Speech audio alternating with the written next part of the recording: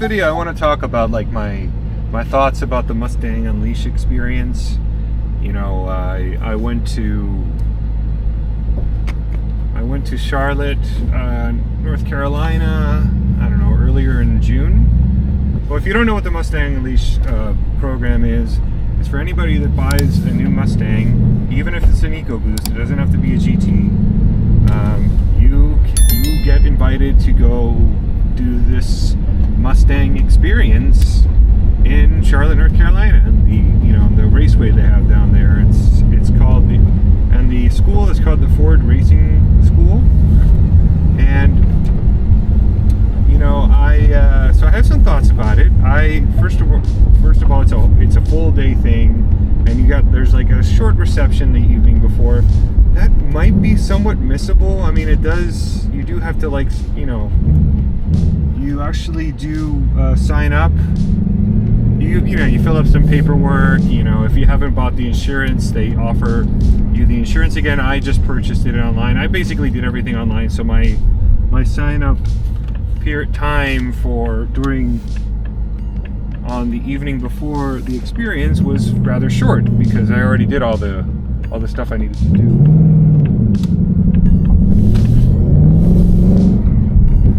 And so in the morning, basically, you do a couple of different activities, including like an emergency stop, which is done automatically by the car. You just sit in the car and you let the car come to a full stop. You also do an emergency lane change, which is actually kind of cool. But the most fun experience in the morning part of the whole Mustang Unleashed thing was the autocross. I'd never done autocross before. Now that was a blast to do it. And you got to do it in EcoBoost Mustang. I've never driven an EcoBoost, and I gotta say that thing's quite peppy. These EcoBoost Mustangs I think they had the performance pack on them. It didn't feel quite as aggressive, the suspension, as my car, but I don't know. Maybe they're just tuned a little differently on the EcoBoost Mustangs. But that was a lot of fun. I had a little bit of footage about that. I have a lot more footage of me doing like the full Dark Horse road course experience, which happens in the afternoon. That was awesome. That was the best part of the whole thing. To drive a manual Dark Horse with the manual Tremec, that was so much fun. And I have a couple of thoughts. So the Dark Horse, an incredible machine. A lot of people are probably going to ask me, like, do I feel like the Dark Horse is worth it? Is the premium worth it? The extra 20 grand or so that you got to pay from what my car costs. My car, actually that's not quite, maybe it's like 16,000 more. I think my car now starts at about 52. I didn't pay that much, but that's what they're costing. That's MSRP, that's before any discounts or anything. And 52 to 55, I'm not entirely sure which number. I'll probably put it up on the screen. And the Dark Horse, I think, starts at like 66-ish, 68, 66. But the Dark Horse that I drove, I think it was the full-on track package. That means it has the wider tires. These had Recaro seats, and a roll cage. They installed an aftermarket roll cage. So basically, the cool thing about these Dark Horses that they have this Mustang Unleashed experience is that these are basically stock cars other than the roll cage. I think they have aftermarket, some different wheels, but basically a stock car. So you could roll off the lot with a Dark Horse and essentially get the same performance that you could get on these Dark Horses. And in the experience itself, there's a lot of time, because they have to cater to the people that have never done like a road course experience or track experience ever. So there's a huge spectrum of driving skill in here. I'm probably more, I've done, if you include that experience, I've probably gone to track 5 times or so. A couple more times to maybe 2 or 3 more times, maybe 8 total track experience if you count like quarter mile kind of track, drag strip. But as far as road course, I've done like 5 track days or something, including that one. So you could say I had a little more experience than, you know, some people were probably a little more experienced than I was, but I was probably in the, you know, the upper end of skill. Obviously they had people that had never done anything like this before, and they had to cater to them as well. So you're not going to go, if you were going to like a track experience in your own car, you know, you're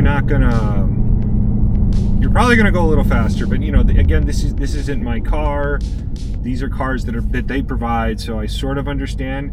I did hit about 110 miles an hour, 111 miles an hour on the back straight.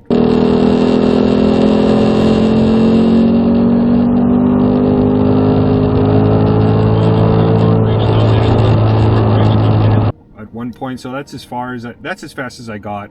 I routinely hit about 100 or so, maybe not high 90s to 100. I did in one particular lap. I hit 110, 111. That's as fast as I got. I mean, most of the fun really is going through the corners and experiencing what the dark horse can do. So I think I had about, I don't know, maybe a total of an hour and a half. It was definitely more than an hour of track time.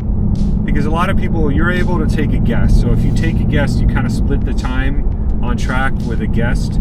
I went alone, so I got all the track time. So I probably had an hour and 20, hour and 30 minutes total dark horse track time, which is, you know, when you're on track and it's hot, it was very hot. It was in like the, you know, lower 90s, maybe up to mid 90s at the peak heat level. So if I'm talking funny, it's because I'm wearing a helmet and a sleeve under the helmet, and I'm about to go on my orientation lap in my first set of laps. I have a feeling it's going to be a lot of waiting, but we just had a class. It was about maybe 30 minutes long. This morning we did an emergency lanes change exercise, we did autocross, and we did like an automatic stopping kind of thing. It does, you know, it gets fatiguing, and you can get a little tired. So I think, plus I did a bunch of stuff in the morning. So by the end of it, I was a little, you know, it was more than enough track time, you know, for a day. Especially in a car that I'm not terribly familiar with. I've driven a Mustang. Obviously, I own a Mustang, so it sort of felt somewhat similar. But the Dark Horse is certainly a little more. It's definitely more aggressive. So suspension-wise, it's a different animal. Is it like night and day difference? No, I think it's sort of like this car. The analogy that I can come up with is if this car is like a 6 or a 7 as far as aggressiveness, that takes it up to a 9, maybe a 10. It's pretty much as aggressive as a Mustang can be. But you know, this car's not bad. I mean, as far as, you know, driving around town, which is about 99% of what I'm going to do, what I do with this car, do you really need a dark horse for that? And you sort of have to ask yourself that question. You know, most people don't really need it. You know, is it a cool car? It's amazing. The car is incredible. After I was done with the doing my track time and stuff, you know, I was done. My time behind the wheel had ended. One of the instructors gives you a ride along.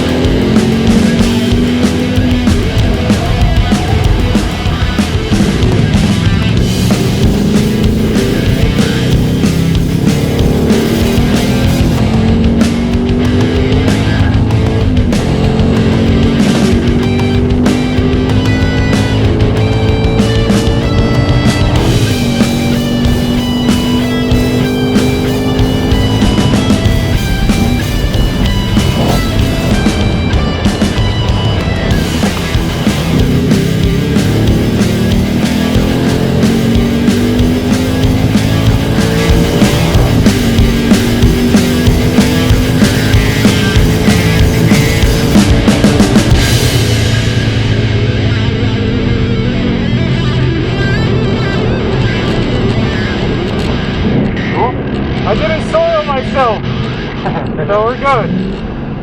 And that is, and you basically get to see what this car can do. And I think he made it to like 135, 140 in the back straight. And he was going full out, and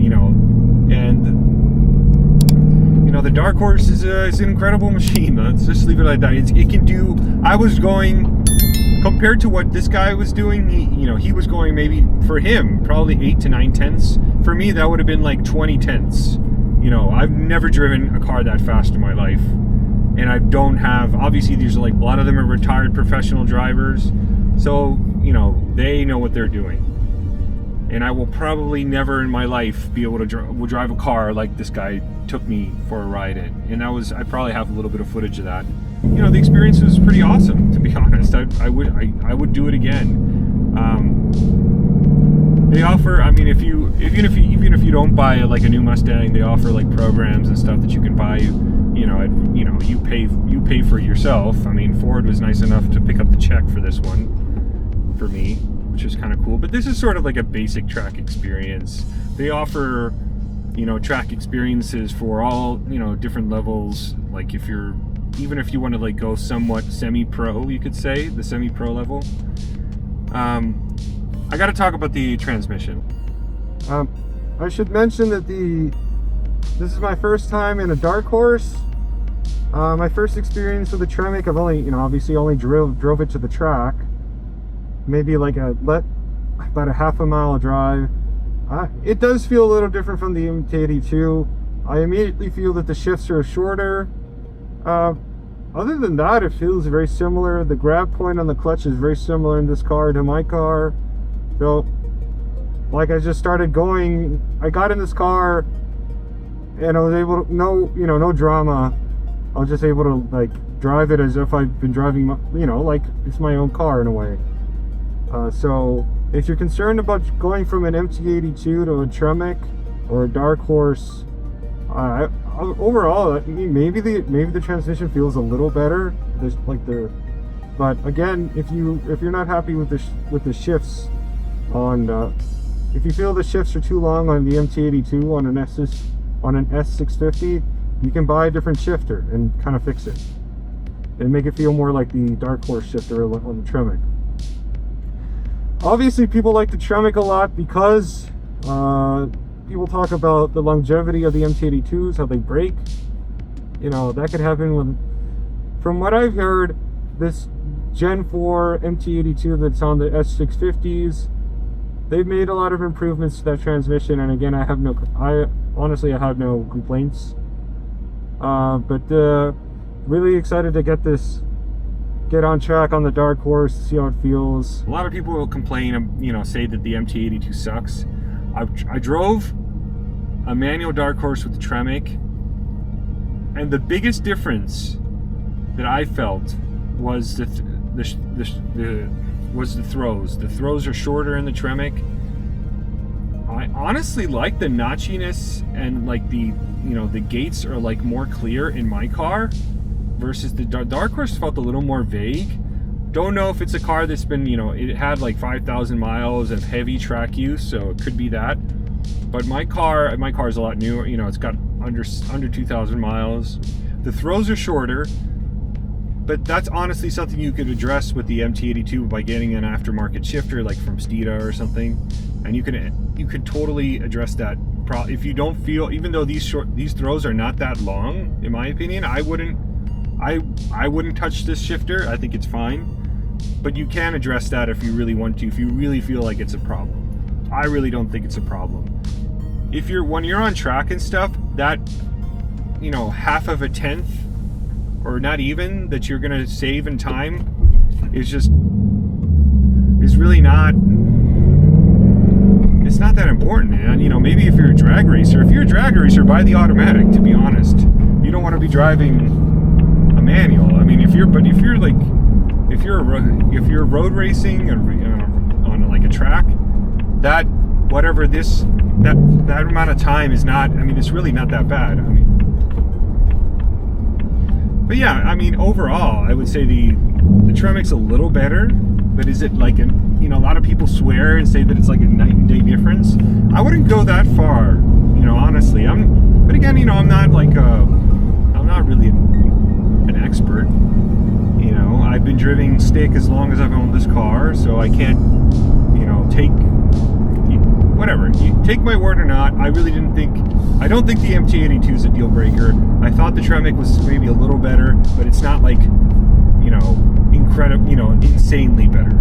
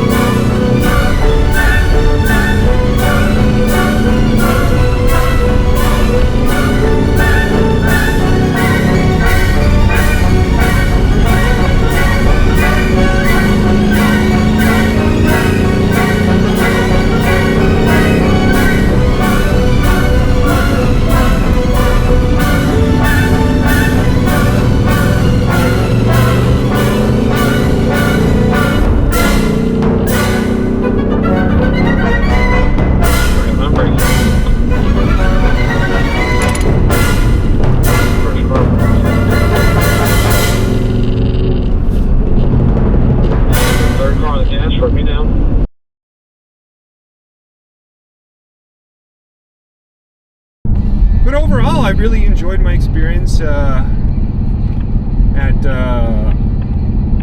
I really enjoyed my experience at the Mustang Unleashed. I would recommend it if you just bought a new Mustang and you have the opportunity to go and you can take off time work or something. I mean, I do think it's totally worth it if you can drive there and save a little bit of money. I flew. I didn't want to have to drive for hours. I mean, after driving an entire day, I didn't want to like have to drive home for another 6 or 7 hours. I felt like I would be pushing it, and it would get into the realm of being dangerous. But overall, I was really happy, and I recommend it. I mean, I thought I had a blast, especially the chance to ride, especially the chance to drive a dark horse. That was pretty awesome. And if you have the chance to do it, I would highly recommend that you do. But anyway, that pretty much sums up my thoughts on the Mustang Unleashed experience. Let me know if you have any questions. Happy to answer them. If you have any reservations and if you think you shouldn't go or you should go, let me know what you think. If you have any questions about this car, feel free to leave them in the comments. It really helps a lot if you can like and subscribe, and I'll see you in the next one.